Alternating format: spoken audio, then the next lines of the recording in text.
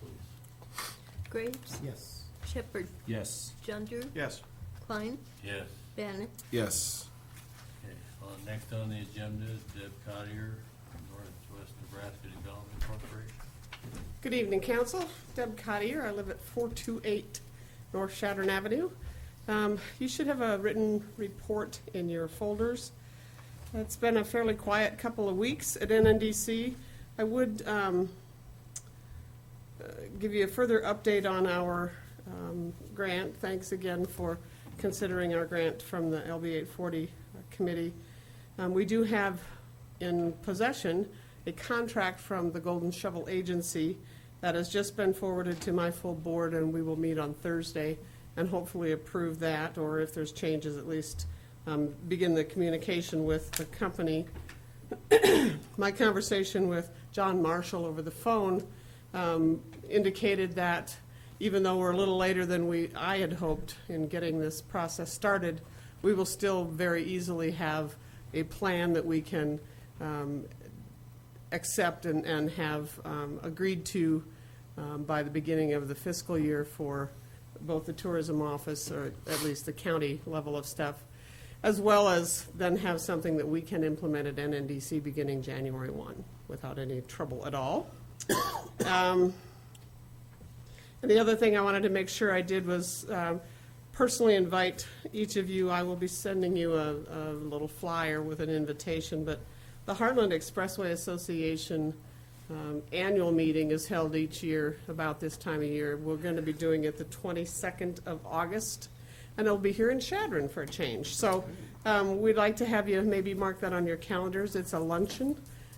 Doors will open at 11:30, and we're going to try to get through the entire business of the meeting, as well as hear from our director from the Ports to Plains Alliance out of Lubbock, Texas. He's going to keynote it for us, and that will be held at straight up noon at the Holiday Inn Express meeting room. Tickets, I think, with the price on them is $20 or $25. I can't remember what we've agreed to. But the plan is to have everybody in and out of there within an hour's time, so if you only have a lunch hour, we'd love for you to join us. The invitation will have an email address that you can RSVP to so we can get a good count. Kind of exciting stuff happening in the world of transportation, particularly given Governor Pillen's sort of unleashing of state agencies to go after federal funding. That has not always been the case, but this governor has determined that that's one of the ways that we can expand, or at least make the dollars that we have go further, and that is to try to access as much money at the federal level as is allowable or should be coming to us. So we will continue to work that. We, of course, invite the congressional delegation, the governor's office, the state representatives. I have a couple of the state Senate candidates who have asked me if they could come to this, and we certainly invite the public, so they're welcome to come. So I know Paul Stroman will be up from Sydney. He's running for the 43rd Legislative District, as well as Tanya Storer for the She's 43rd. 43rd, I'm sorry. Paul's 47th, excuse me. It's flipped around. So I think we'll have an opportunity for them to hear what we've been up to and what we hope to continue to pursue. And with that, I would be open to any questions if anybody has one. Sounds good. Thank you, Deb. Thanks. Thank you.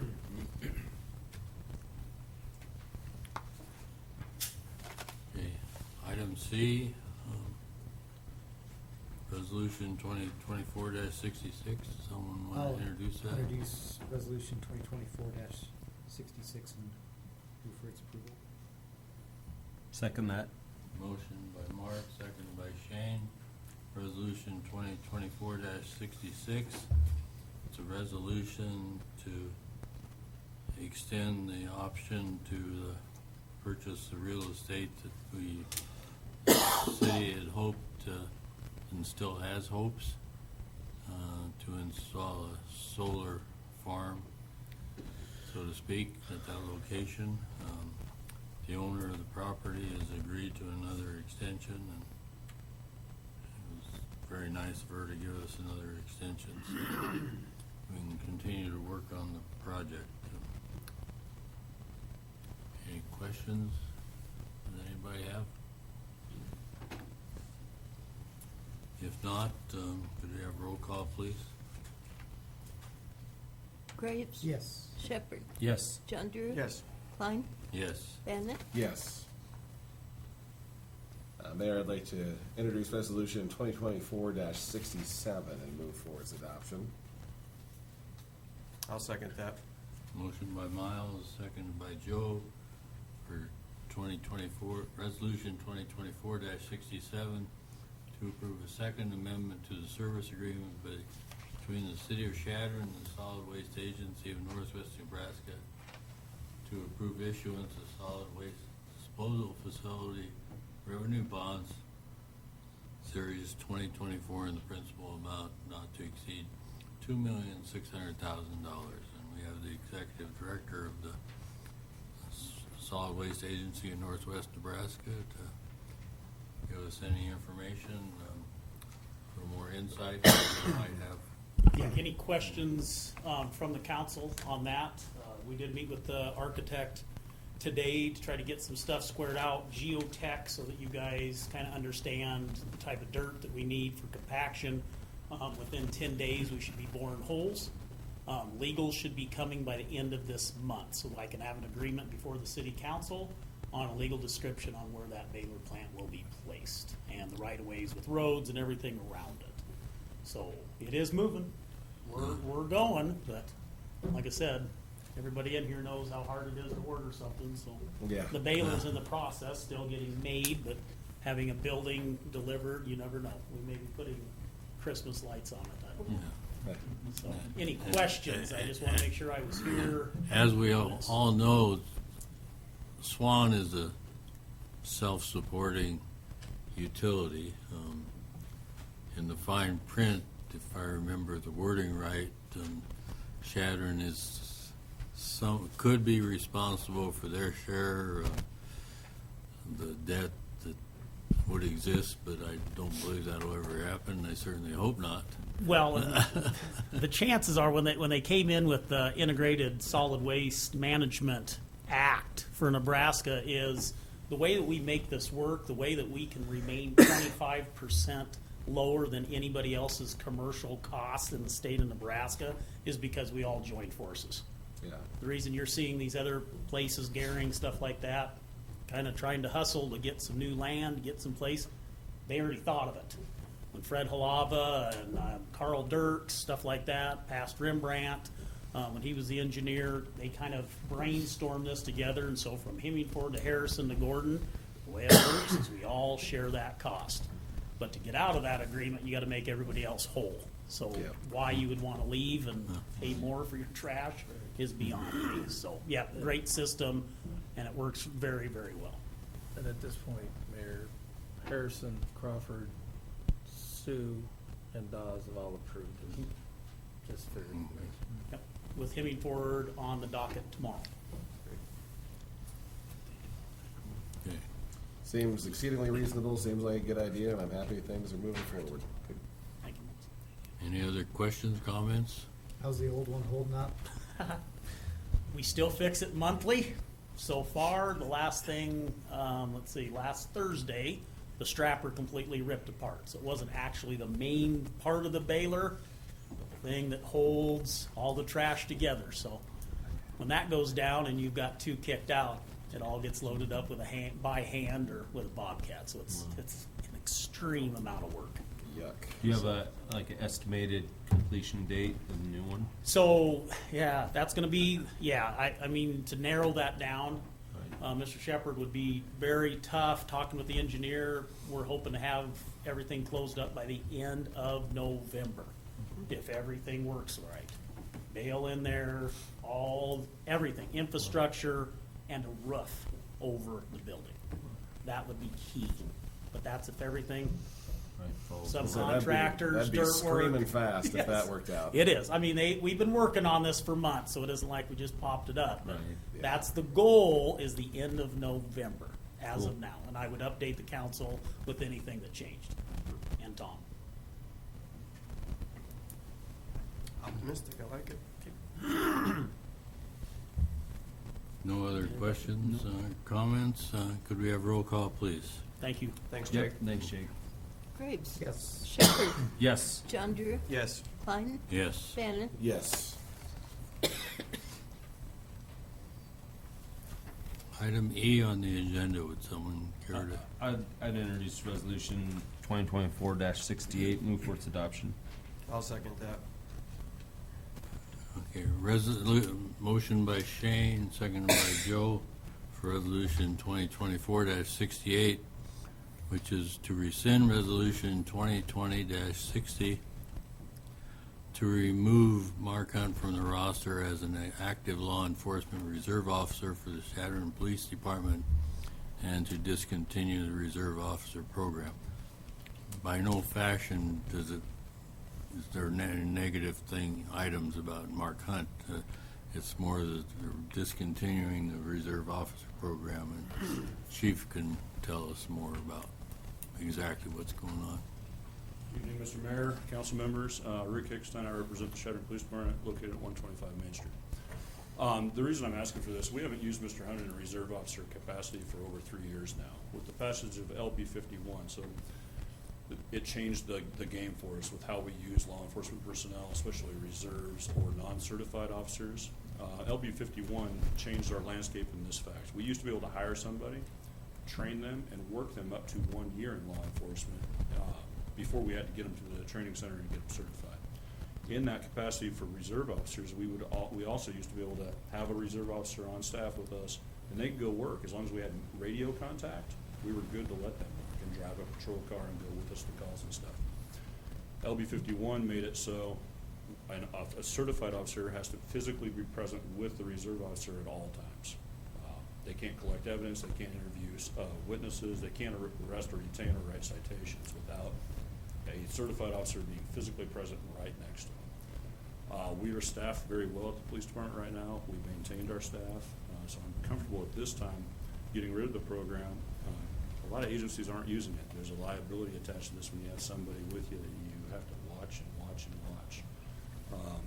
Mr. Hunt and I have talked about this. He knows it could be coming. His concern was training. We work very closely with the college, so I told him I would still be kicking him training. But to have him on the roster, I just feel right now it's time to dissolve the program. Yep. Makes sense. Any other comments, questions? If Makes not, sense. have roll call, please. Graves. Yes. Shepherd. Yes. John Drew. Yes. Klein. Yes. Bannon. Yes. In regards to claim, item F is not needed. There was some miscommunication as to who is actually responsible for this bill. And I would like to make a motion to approve the other claims as per the list in our council packets. I'll second that.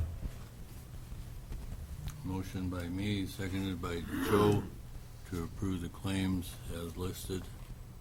Anyone have any questions, comments?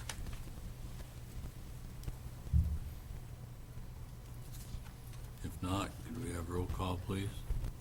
Graves. Yes. Shepherd. Yes. John Drew. Yes. Klein. Yes. Bannon. Yes. Okay. We do not need item I since all the council members are present. Whoops, they skipped city manager report. Sitting right beside you, Joe. Look too far down. I hear you. Thank you, Mayor. I'm just going to bring it up again that we want to make sure that the citizens of Chadron are looking at the weeds, grass, worthless vegetation, anything overhanging branches. That is their responsibilities. Again, it allows our EMS, our sanitation, people to be able to use the alleys properly, our transit department. We just ask that everybody look at their own piece of property and make sure that they take care of those things. We do have people in the area, if you're not able to do it, that you can contact them. If you have excess amounts, we do have a dial-a-truck, which we can provide to the citizens of Chadron at no charge.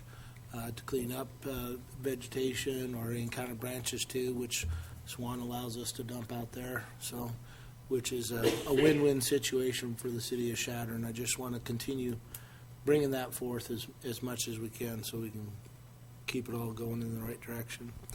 And then the last thing, I'm going to turn over to Janet Johnson to talk about the free swim day that was held on June 20th. Just to kind of give it an update and report of as far as something that happened very positive for the aquatic center and such.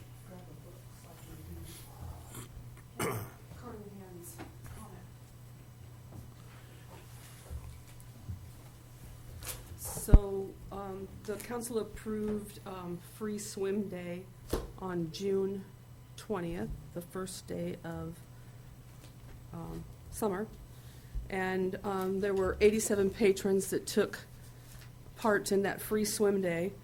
But I asked Miles to have one of the lifeguards give us a little comment. And Kendall Carnahan is a new guard in the facility, and she took the opportunity to give us a quick quote, and I want to take this opportunity to tell the public what she wrote. The free swim day was great. We had lots of new faces in the building, some of which came back and purchased passes. Interactions with the community were positive, and it was great to see new faces and old faces coming to swim. And when, so on June 20th, I think she had been a guard for about 3 weeks. And I thought this was really nice for her to take this opportunity to give us this quote. The other thing that I was asked to do was to give you a little breakdown of passes. And so the information I put in your packet were the passes that we have in the facility as of October 1. So I did it for fiscal year. So we have 137 passes to date, and this was as of July 10th. And of those 137 passes, 37 of those passes were purchased in June and those first 10 days in July. And I gave you the actual breakdown in your packets. So I hope that's kind of the information that you were looking for, Shane.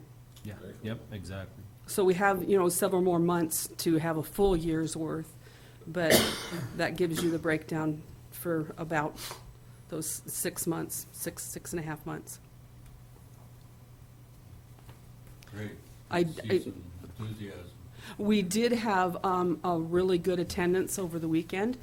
I think because of the hot Yes. temperatures, we did see a lot of people, and when I drove by this afternoon, there was a lot of people at the Aquatic Center today also. So, What's the temperature inside that?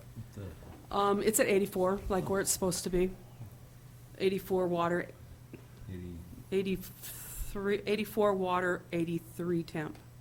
So, Nice. it's, pretty nice then. yeah, Going it's, from 100. mhm. Yeah. 20 degrees cooler than outside. Yep, but when you're in there and the humidity is at 60, Right. it's, Yeah. so yeah. Thank you. Okay, thank you, Yep. Janet. Council closing comments? We start with voting first? Mark. Guess that would be me. Just wanted to say how grateful I am for all the volunteers and law enforcement and organizations that make fur trade happen.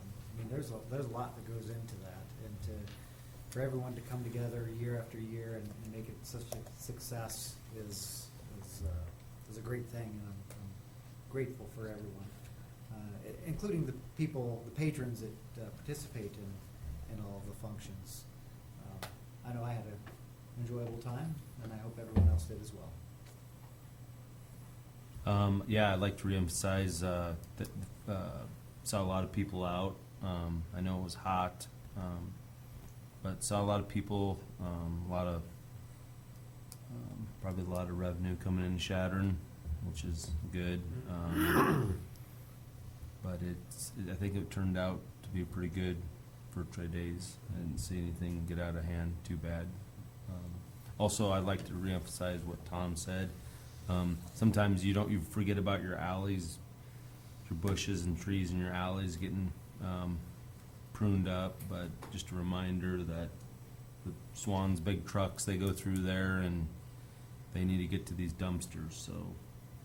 That's all I have. Yeah, continuing on with that same theme, thanks to everybody who participated and supported and organized fur trade and all of the sub-activities within fur trade. It's pretty impressive to watch what it takes to do all that and realize that it's virtually all volunteers. Very incredible and very enjoyable. My family had a great time again, and saw a lot of happy folks. So thanks to everyone who has a finger in that, and my hat goes off to everyone for making it happen every year. So nice. Yes, I'd like to thank to those who took some time to clear weeds and to help make our community welcoming for the weekend and summer visitors. And don't forget, weeds keep on growing. Whether you own your property or rent, let's keep those weeds out of the sidewalks and other places. I hope everyone took advantage of the activities available during the 4th of July and Fur Trade Days. I know a lot of work goes into providing those social, educational, and entertaining events, and thanks to all those organized and all who attended.